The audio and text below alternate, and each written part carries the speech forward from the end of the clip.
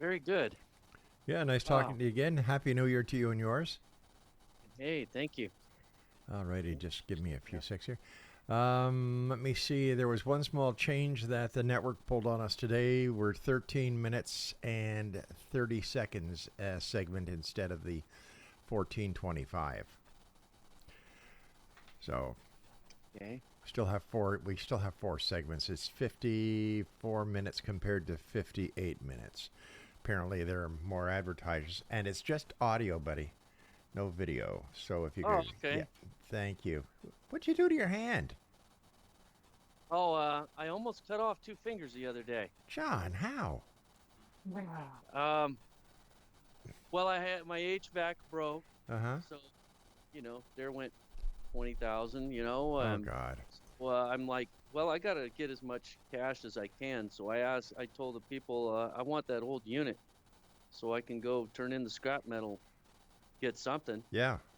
And yeah, I threw the condenser in the back of my truck and it smashed my finger against the blade Ooh. of the fan and sliced through two fingernails and bleeding all over the place. Oh, God. Uh, the bone snipped off internally, so it's basically broken completely.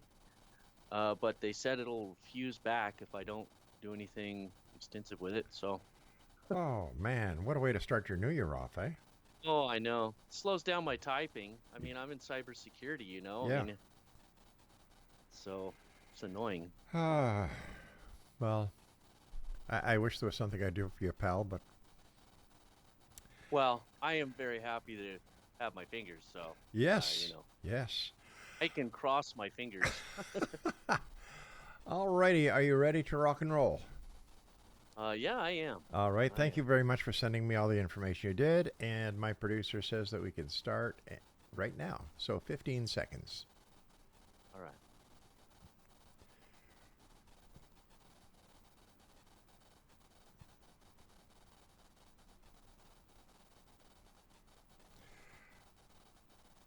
Oops, hold on here for a sec.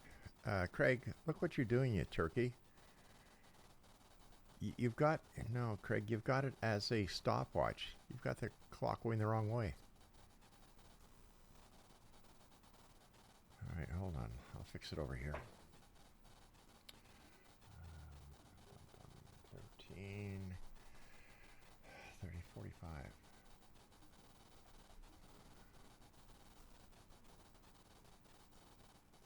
Yeah, okay, it's working right now. So let's start again. 15 seconds.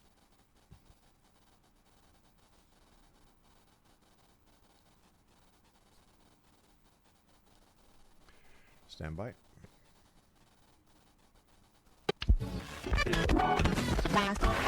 All Hit Radio.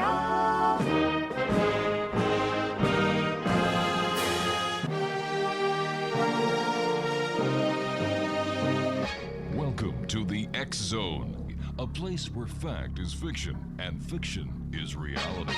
Now, here's your host, Rob McConnell.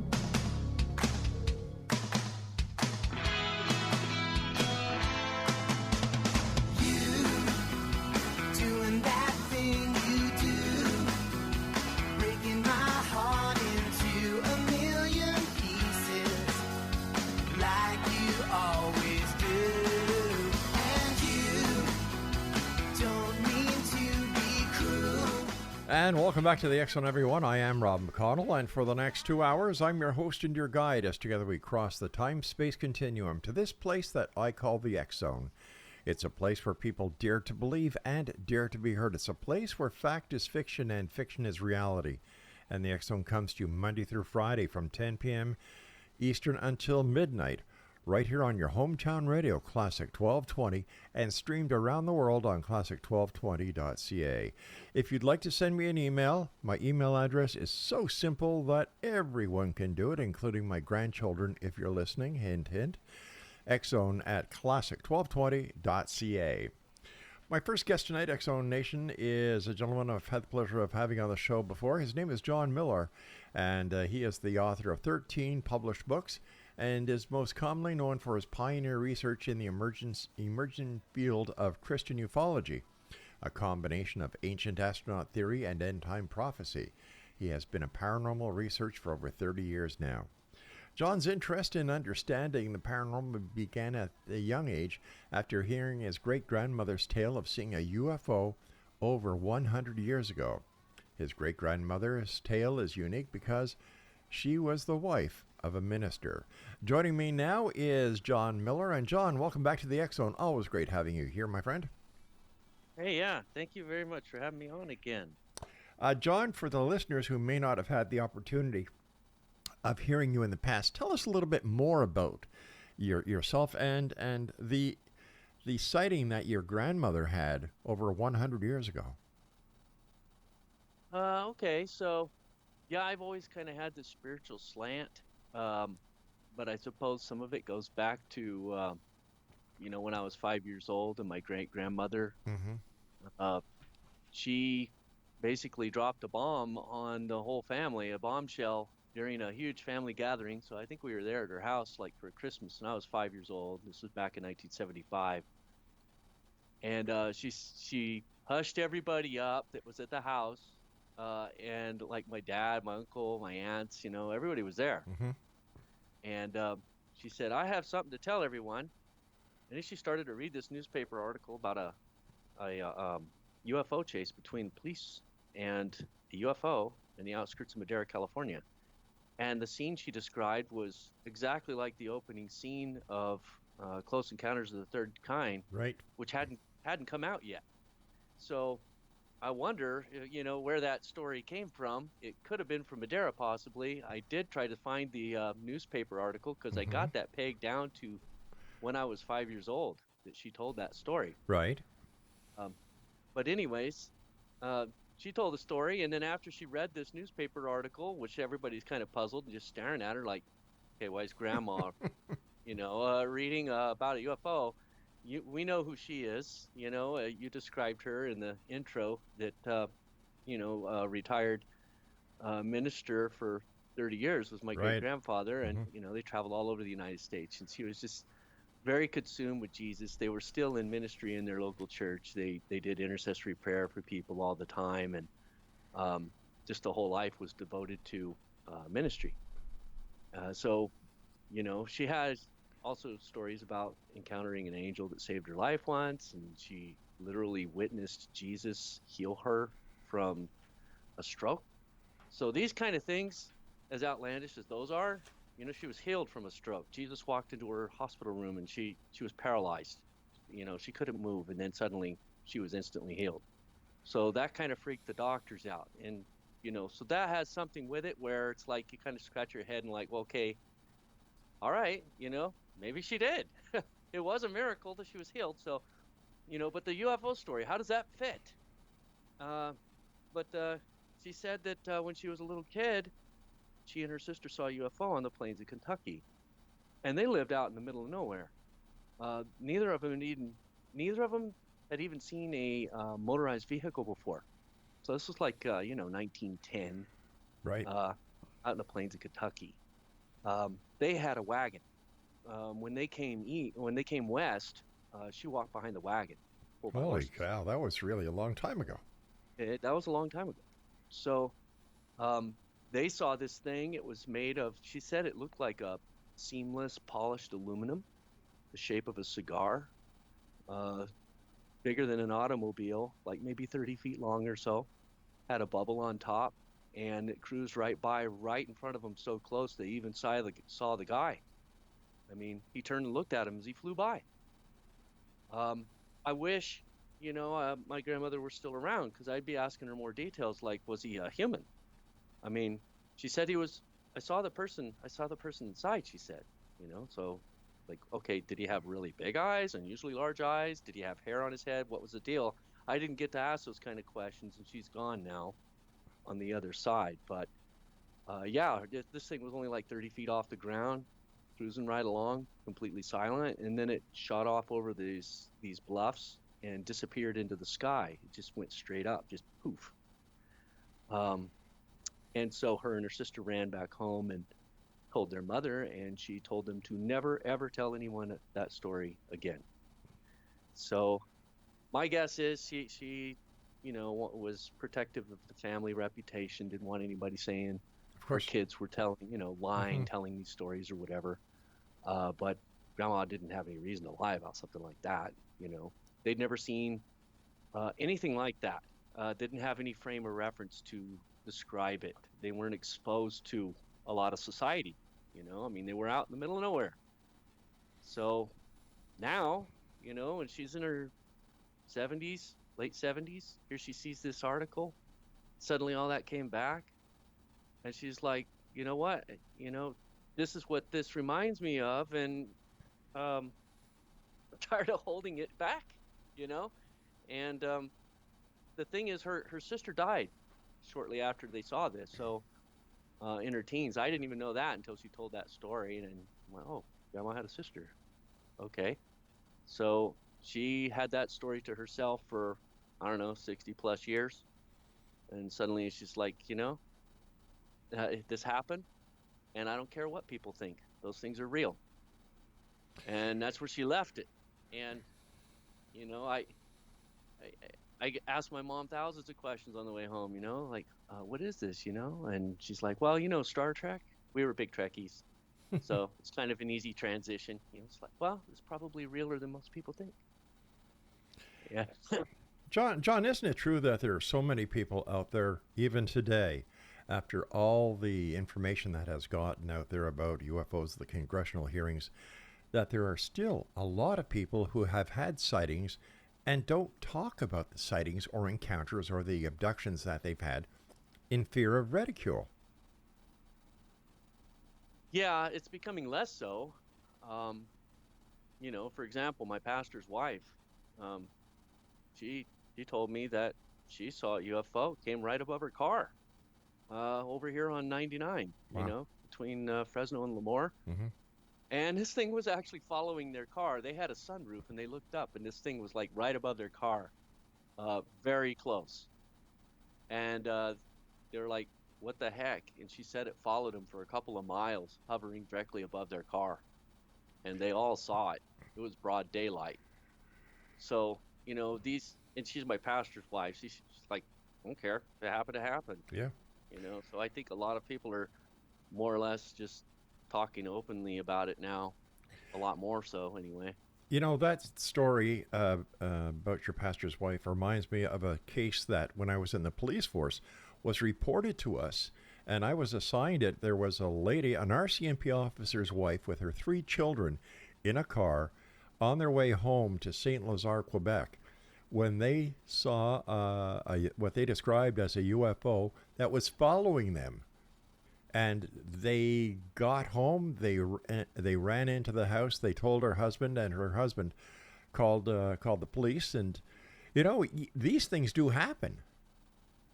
Yeah. And when the story comes to you, like from a pastor's wife or the wife of an RCMP officer who was formerly a member of the U.S. Border Patrol, this is credence. This is something that cannot be denied.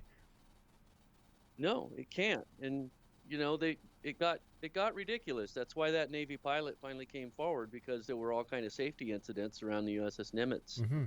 And people almost getting killed. These things were buzzing their aircraft. And it's ridiculous that the level of technology we're dealing with. They said that these things would go several times faster than a nuclear submarine underwater, shoot out of the water and blast off in outer space in seconds, in just blink of an eye, way faster than they could even track. And they're like, what kind of technology can do that? Can do circles around their F-22s like it's yesterday's technology. There was some speculations about it, like, well, maybe they got this blue beam and they're just projecting laser holographics of these things, but not likely. Not when you can see it with your eyes, not when you're tracking it with sonar, not when you're tracking it with, radar, Sure. sonar, and eyewitnesses, all. Now, something I've heard that theory about a hologram, and one thing that I can tell you, if it is a hologram, it doesn't show up on radar. You wouldn't think so, Yeah. unless they were able to game the radar system with some kind of hacking technology and make it show up that way as well. But that would take yeah, some technology to do that in order to break into the secure systems of both the USS Nimitz as well as yeah, the fighters. it would be phenomenal. Yeah. And honestly, you're talking about multiple levels of uh, you you because they've also had phantom incidents where they see something in the radar but they don't see it in the sky, right? Right. So that they're like, okay, this is something's monkeying around with our radar or our sonar, but to see all three, cross-reference all three at the same time, and then this is actually coming from our military, which in the past, up until recently, relatively recent, I guess during the pandemic is when all this changed, right? So everybody's distracted with, COVID and whatnot, and then they come on the news and say, oh, by the way, the Navy's come out and said that there's things out there, and they don't know what the heck they are. John, stand by, And buddy. John, stand by. We've got to take a break. X Zone Nation. I'm Rob yeah, McConnell. This is the X Zone. John Millar is our special guest. JohnMillar.com. JohnMilor.com is his website. And we're talking about the connection between Christianity, UFOs, and much more. We'll be back on the other side of this break as the X Zone continues right here on your hometown radio, Classic 1220, and streamed around the world on classic1220.ca.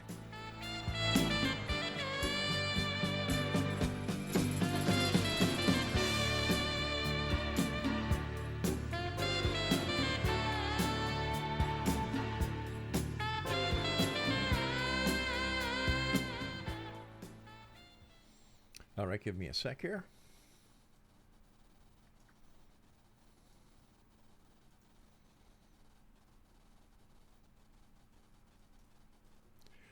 And the producer said, let's go. So 15 seconds, here we come.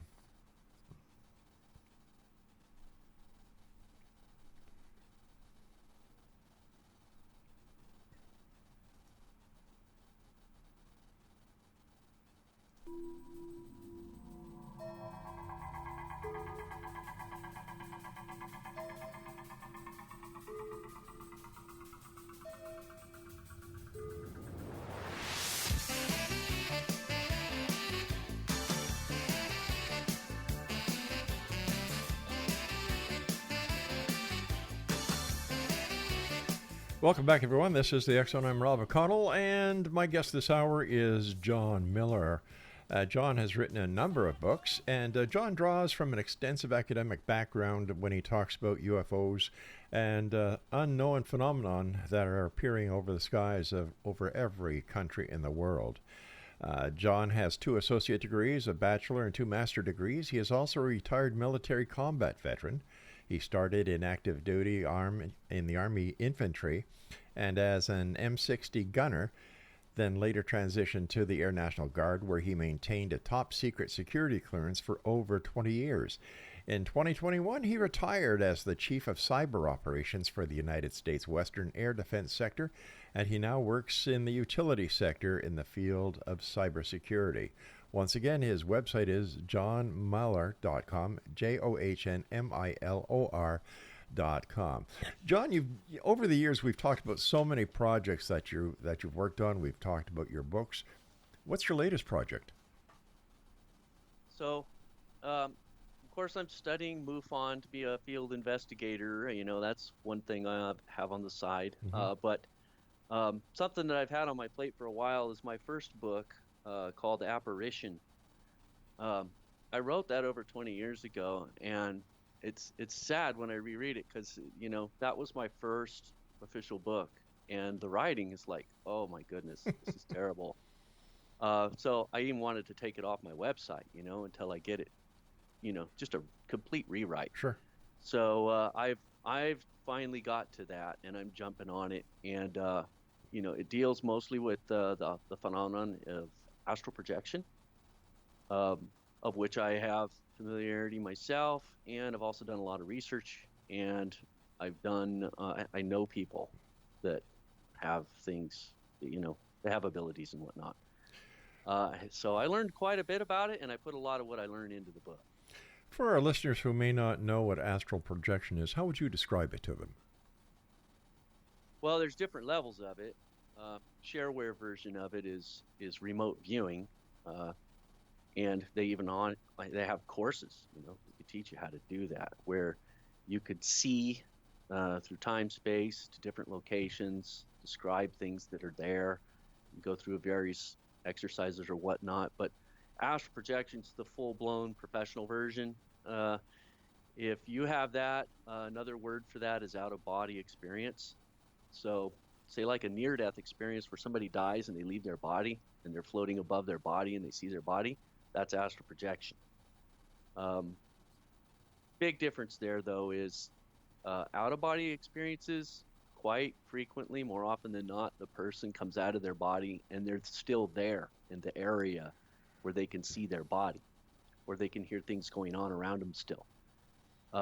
Some people will venture away a little bit, or they'll see something, that try to entice them to follow them or whatever.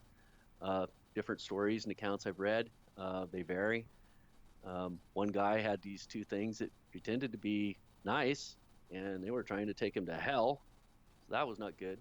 So that is a form of astral projection, but you could also have astral projection where you leave this dimension altogether, or like my friend Dav, that he's gone to parallel dimensions, and he's described it that he would think that he's there in his house and everything's the same, and go downstairs into the living room, and then the coffee table's in a different location, or there'll be something slightly different.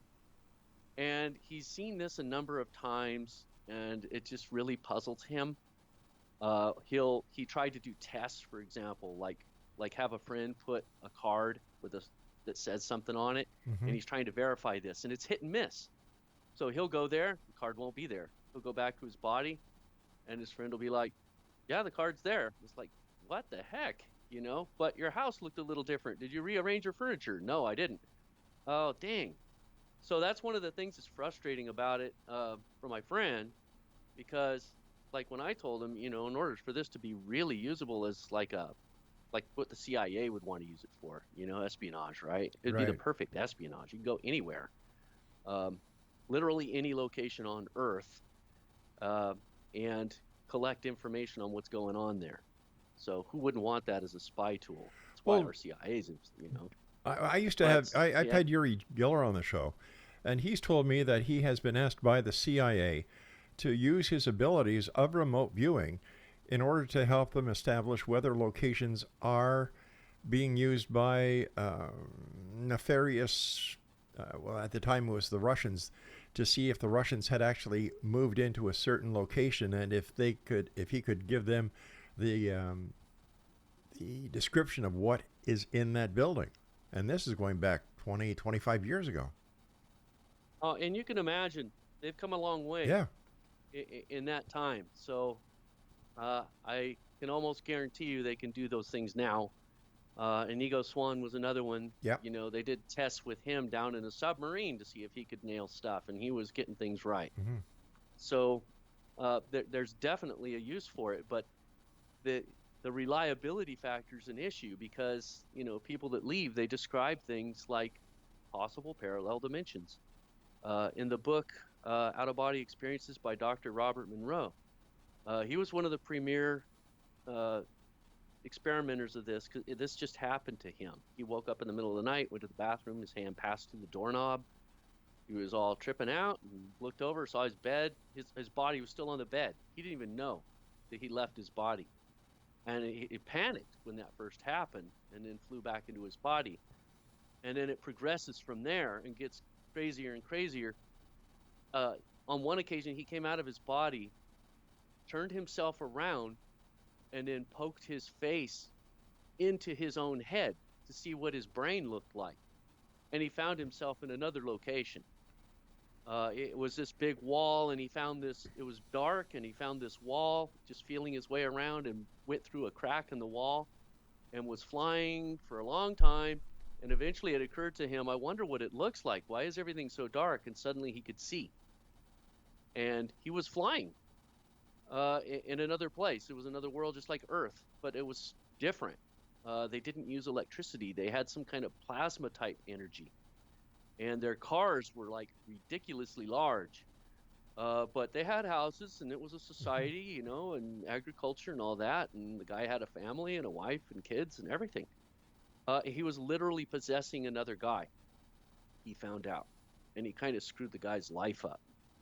Because every time he'd pop in, he was literally possessing this other dude, and it was awkward, and it was, you know, he would have to try to read the guy's mind to figure out what he was talking about and try to blend in, but it didn't work very well.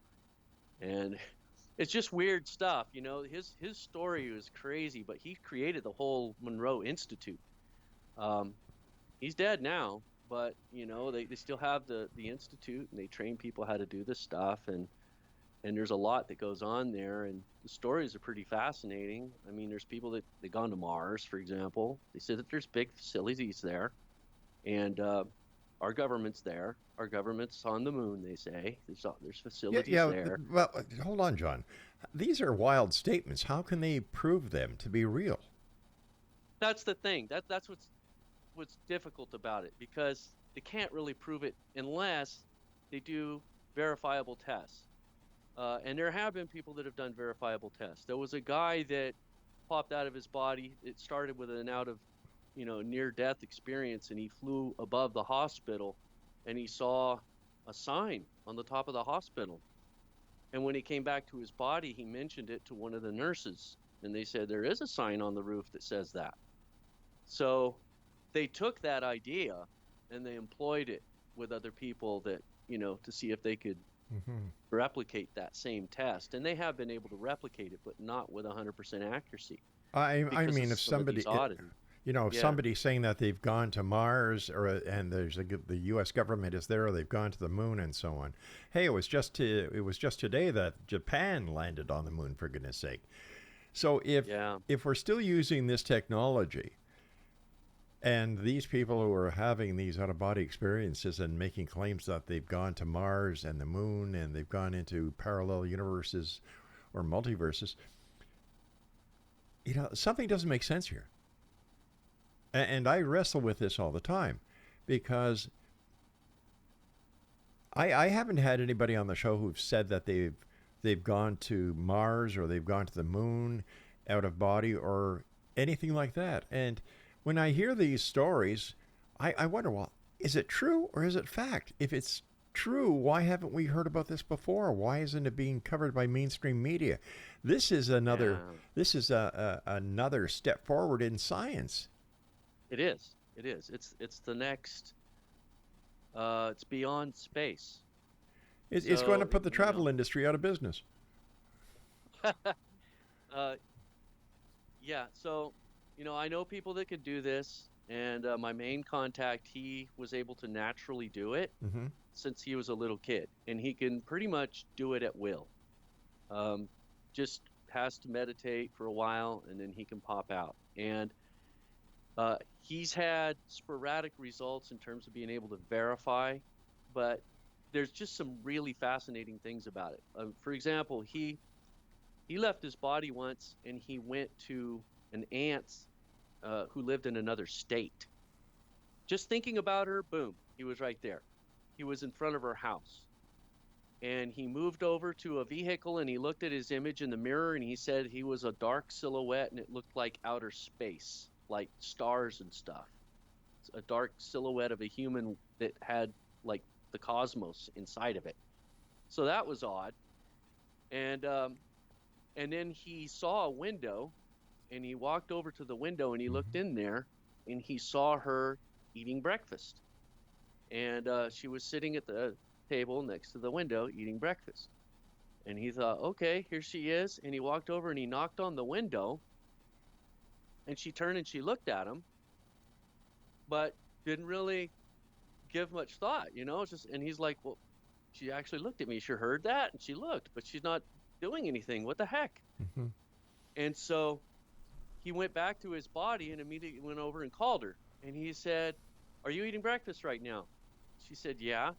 And he said, did anything happen outside the window? Did you hear a noise on the window? And she said, yeah, that's really weird that you asked. There was this bird that flew over to the window and hit against the window, and he was all flapping and acting all really kind of weird on the window. And I'm wondering, what the heck is this all about? Hey, John, we're going to have a cliffhanger here because I've got to take my break right now.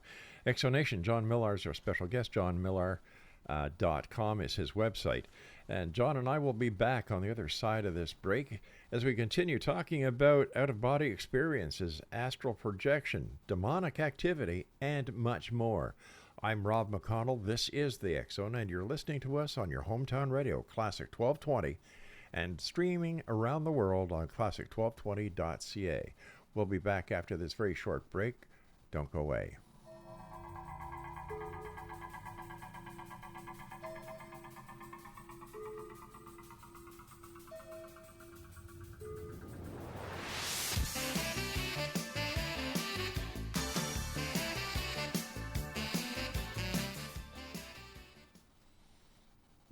All right, stand by. Alrighty, what do you got for me now, Craig?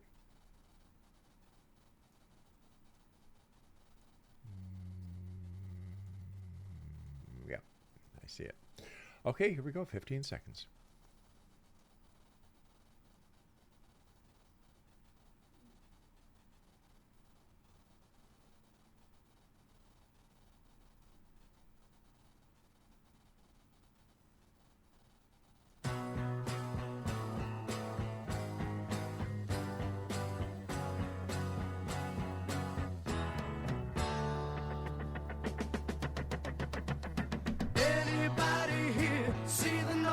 See the fear and commotion. I think we missed it.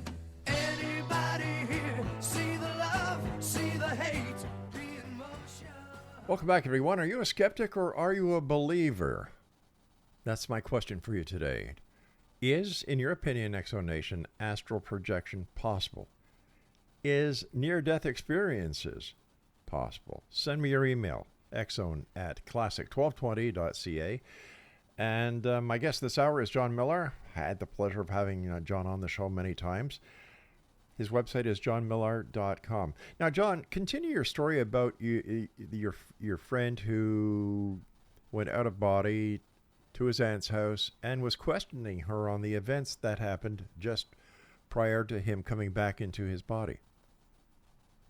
Well, she said that there was a bird acting all crazy, smashing its body against the window trying to get her attention, and she'd never seen anything like that before, ever, and it was just really weird. So we were kind of speculating that maybe his desire to go communicate with her, he might have accidentally, without knowing it or whatever, possessed a bird and flew over there to the window and was knocking on the window, and from his perception, he didn't even see the transition or notice it, but he might have been inside of an animal's body. So that was one speculation, but honestly, we're not 100% sure. And the perception that you have when you're out of your body also can be subject to interpretation, because you're in a realm of where your consciousness is somewhat manipulating what's around you. Right. So your state of mind can affect the things that you see and the places that you go. And he had situations where he would see a person and just like fly down from the sky and stop a person that he saw walking on the sidewalk in a big city and ask a question. And the person would stop and talk to him. Like he said, like it's a normal thing. And he said that you could go and talk to people all the time. They'll perceive you. They'll like see you. But then if you go and you contact them later on, they'll say, you know what, that's weird. I haven't thought about you in a long time. And you just recently popped into my head, and I was thinking about that conversation that we had. And he said, that's what we literally talked about. So it got me thinking that maybe a lot of our thinking, when we think about people out of the blue, or, I should call so-and-so or whatever, or you discover that you're in sync with someone when you talk, and then they say, oh, you know what I was doing, I just thought about that too, and I was thinking to call you. I don't think that's a coincidence. I think on some level we probably are actually communicating, and it's a lighter version of that. what he's experiencing is the full conscious episode of it, where he's literally flying there and stops these people. They do, a part of them perceives it, and he actually is seeing that part of them, rather than perceiving, what may be literally going on in this world physically. So Now- it's interesting the variations that you can find when you have people that have this ability and they tell you about it. Now, have you done any testing with him yourself, John? Like, you're a very smart guy. Have you set up some sort of experiment that you yourself could take part of the experiment to validate this? I did. Risky though, because my wife would probably be able to see him if he came here. She could see stuff, and she would probably be really pissed at me, allowing some astral projector to come into my house. And I've heard of situations like that where someone will ask for an astral projector to come to their house, and it opens a can of worms. Their house can become, porous. Then spiritual things could come in as a result. It could kind of open a door, so to speak. But I did kind of take a risk, and I asked if he could at least go to my backyard on a particular day, right? Yeah. And tell me what was in my backyard. And that I had something set up back there next to my garage that was separate from the house, that, and ask him if he could see what was there. And, if he could do that much, then we would take it to the next step. And he said he went ahead and went into a trance that night. And he said the thing that showed up freaked him out. This creature was like 10 feet tall.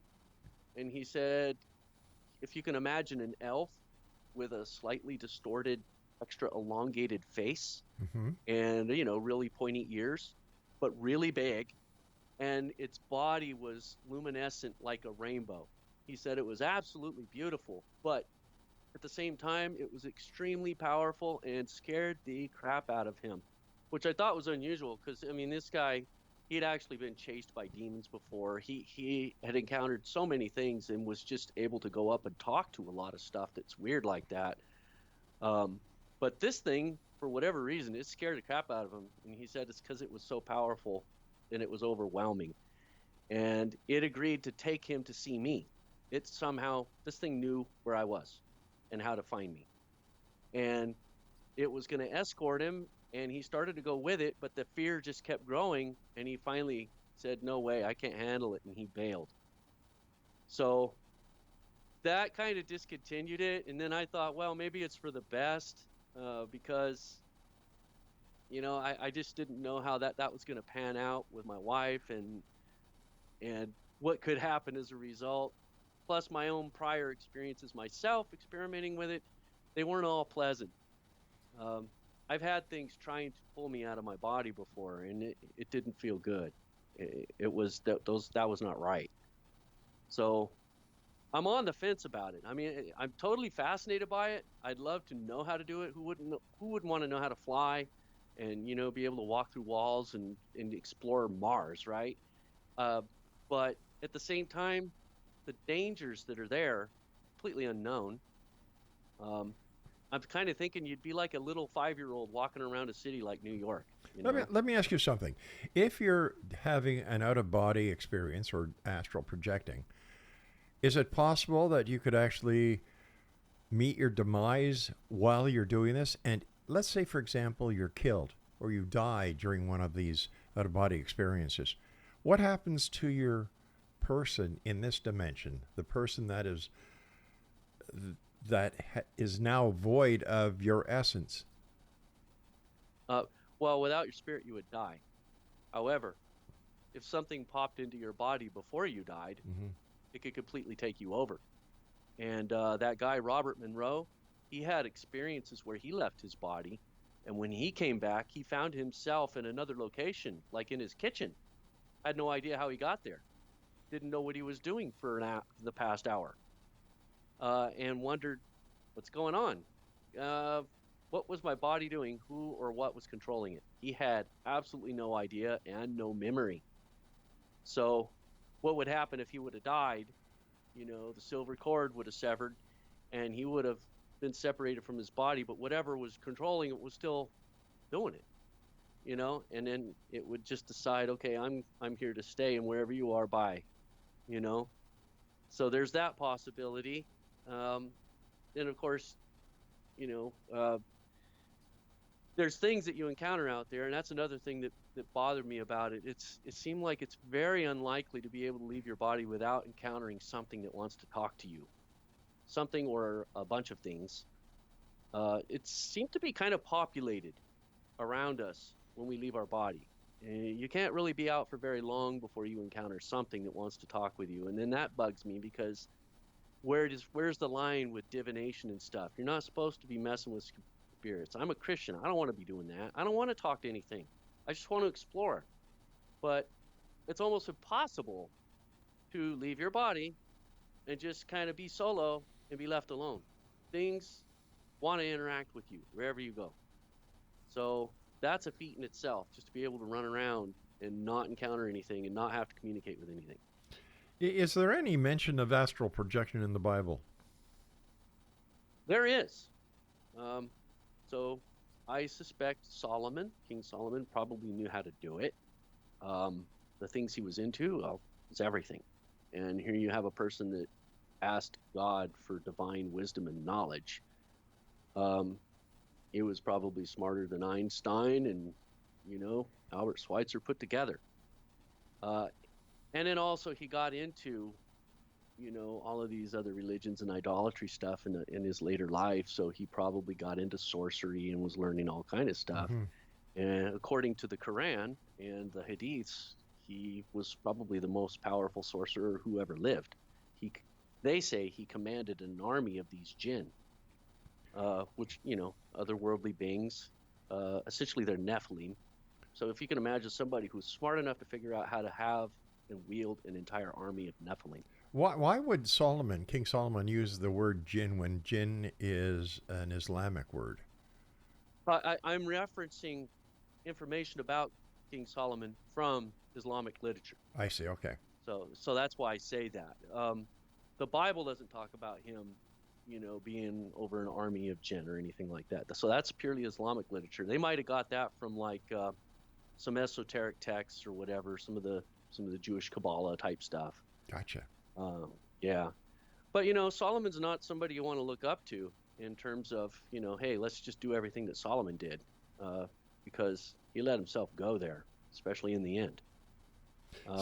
Speaking about the end, John, do you believe, based on your religious upbringing, your connection with the church, you're a Christian, do you think that we are in the end times? Every single thing you look at it tells me that. The pandemic, was that one of the horsemen? The Bible, you could literally go down the list, the Euphrates River's drying up. Everything's going towards globalization. They literally tried to force us to get a, vaccine passport. So you can't buy, they want to get digital ID so you can't buy or sell anything without buying into this system. They want to make it to where they integrate this ID into your body, and they're going to use everything they can get, whether it's vaccination or currency or whatever it is, to try to get some kind of mark on us that's integrated into a computer globalized tracking system. Well, we already have that. Stuff. We already have that. What's the big thing? You carry credit cards with you. You go to the ATM. You fill up your gas card using a credit card. They know where you are now. Yeah. And what you're doing. Your cell phone is the light version of that. Your cell phone, every picture you take in it, it tells you where you're at. It tells them where you're at and what you're doing. Who are them? Our government, and AI. There's another sign right there. The image of the beast in Revelation 13. That's AI. It's a man-made life form. John, stand by. We've got to take our final break for this hour. X-Zone Nation. Our guest this hour is John MILOR, and his website is johnmilor.com. And you know what? We're going to be back on the other side of this break as we wrap up this first hour of tonight's show here in the X-Zone with yours truly, Rob McConnell, from our broadcast center and studios in St. Catharines, Ontario, on your hometown radio, Classic 1220, streaming at classic1220.ca.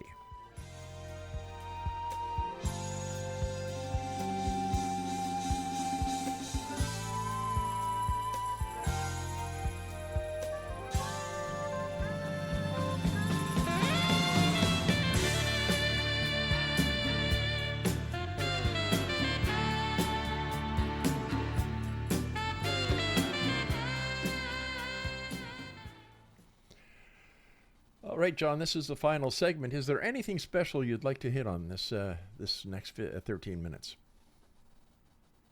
Well,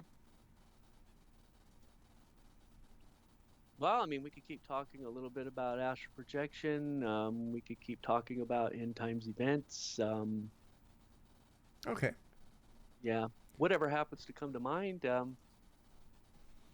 right, sounds like a plan. Just give me 1 sec here. Craig is messing up my board.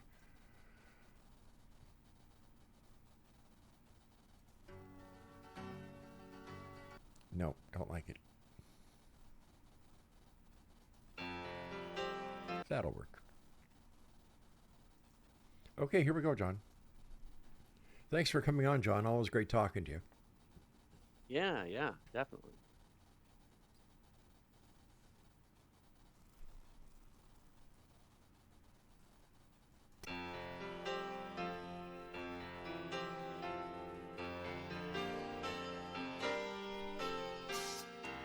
Hello, yeah, it's been a while. Not much. How about you? I'm not sure why I called. I guess I really just wanted. John MILOR is our guest this hour, www.johnmilor.com. And we're talking about, we've talked about out-of-body experiences. We've talked about UFOs. We've talked about astral projection. And now we're basically talking about the end time that was written about in the book of Revelation in the Bible. If you'd like to contact John, like I said, his website is johnmilor.com, JOHNMILOR.com. So when we look at COVID, when we look at AI, how does this all work into the possibility that we're in the end time? Well, I think the World Economic Forum is definitely a big piece of that. You're talking about a international global organization of people that manipulate governments. They're so powerful, they dictate what governments do. They're not elected. So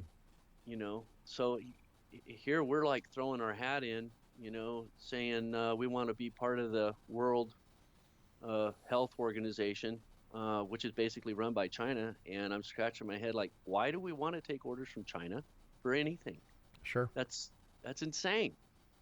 The whole point of that is to strip away our rights. As soon as some emergency comes along, anything to declare martial law throughout the election system and switch us over to another form of government. I mean, like, we're right around the corner from that.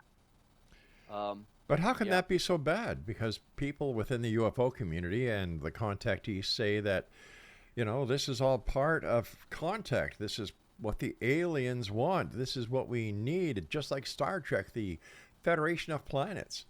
So how can the people want it both ways? They want the utopia that television tries to tell them, that the United Federation of Planets and the one world government is the way to go.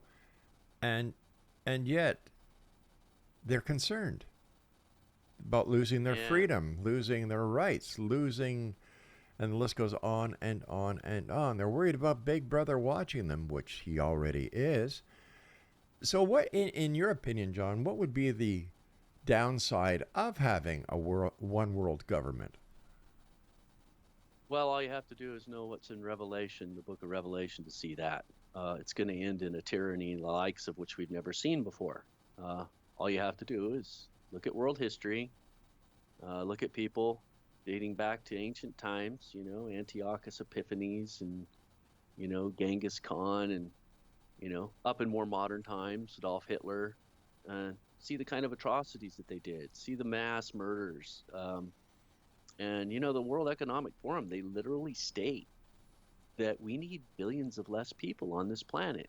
That's part of their objective. They want us to die en masse. And it's not good.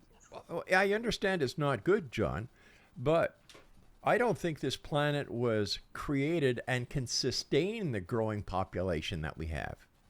It's impossible. I don't think it was meant to. We were meant to expand into the cosmos. So these people who probably even have the technology to make that possible would rather just have us die off.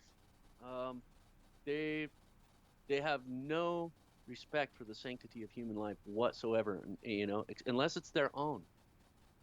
But honestly, we were created to love and to grow, to populate, to multiply and be fruitful.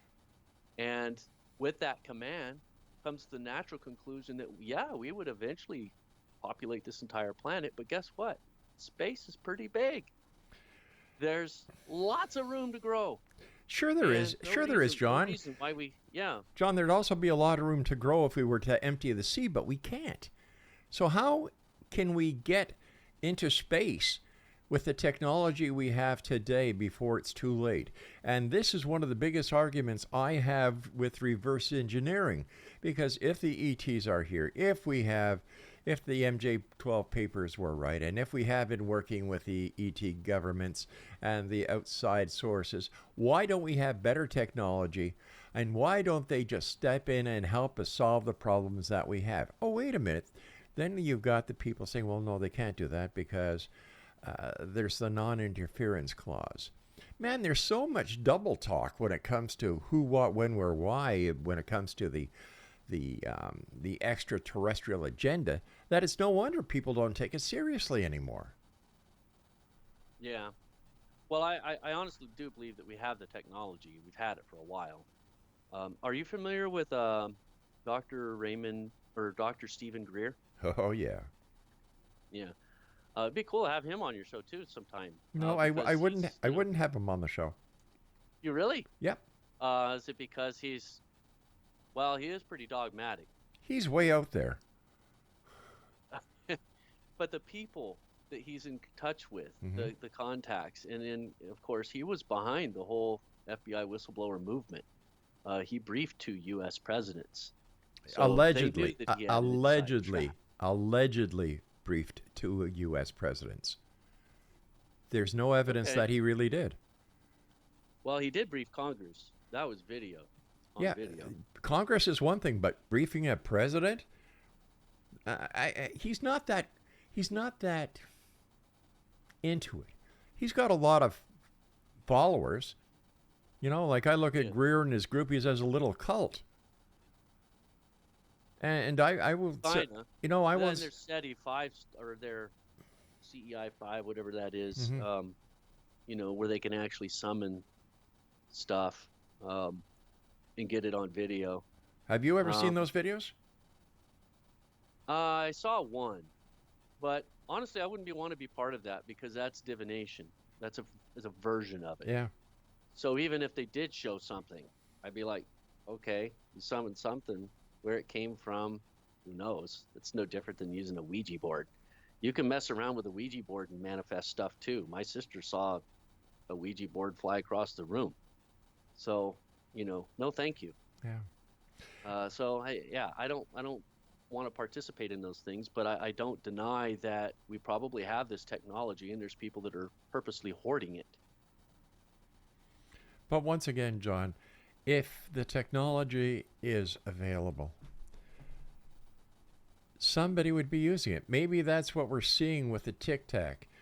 But once again, billions and billions and billions of dollars are being taken from the American economy and put into the space project, both government and independent, to get to these other planets. God, we can't even get to the moon right. How the heck are we going to get to another planet? I think that when it comes to space travel in our time, John, to solve the population problem, it is not going to happen. I'm sorry. It doesn't make sense that anyone would really think it does. And if there is a jump in technology, then I will be the first to say, well, maybe, just maybe, there is reverse engineering available. But have you seen anything in your time as a member of the military, and that would lead you to thinking that there is reverse technology? Oh, I know people personally.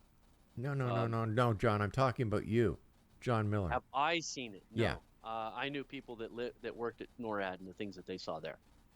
So, okay. have I seen? I've actually seen a ball of light about the size of a soccer ball that could pop in and out of this dimension. You could not see it with even night vision goggles when it was not flashing on, and it transmitted its location to me. I knew where it was at when it was not, when I couldn't see it. I could literally feel its presence.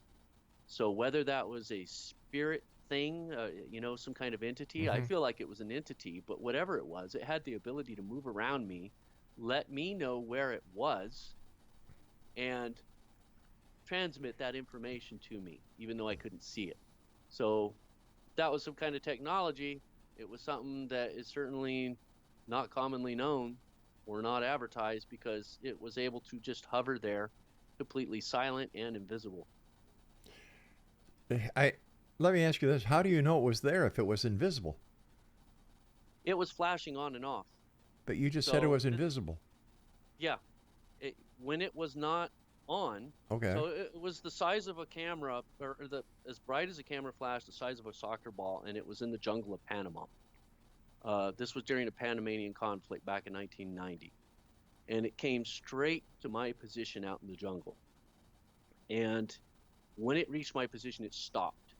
So it would flash like just a blink, just on, super bright, and be off. And then it would move like 15, 20 feet closer and then flash on again. And it kept doing this, and it came straight to my position.